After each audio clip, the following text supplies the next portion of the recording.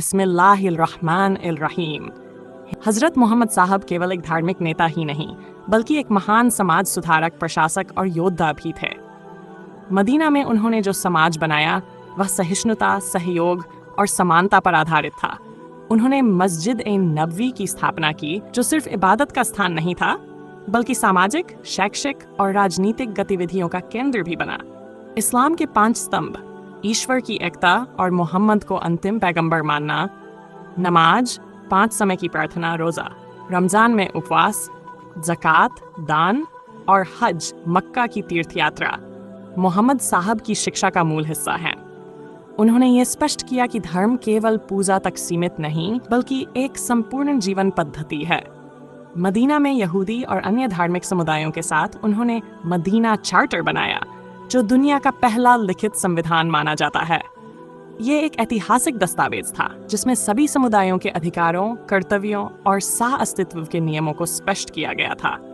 मक्का के साथ उनके संबंध शुरुआत में कटु थे, लेकिन जब उन्होंने और उनके अनुयायियों ने मक्का की ओर बढ़कर फतह ए मक्का विजय किया, तब उन्होंने अपने दुश्मनों को भी माफ कर दिया।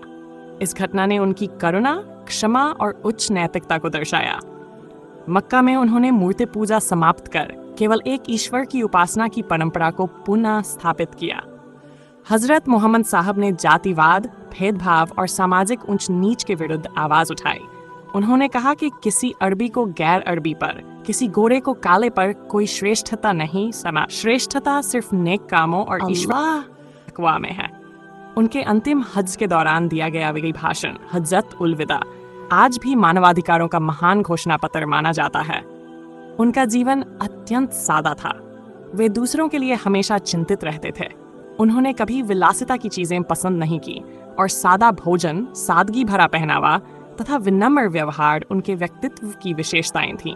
उन्होंने बच्चों, महिलाओं, बुजुर्गों, गरीबों और अनाथों के अधिकारों की रक्षा के लिए कई शिक्षाएं दीं।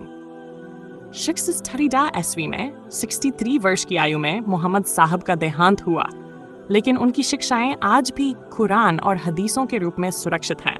मुसलमान उन्हें रहमतुल लिल आलमीन, संपूर्ण संसार के लिए रहमत मानते हैं।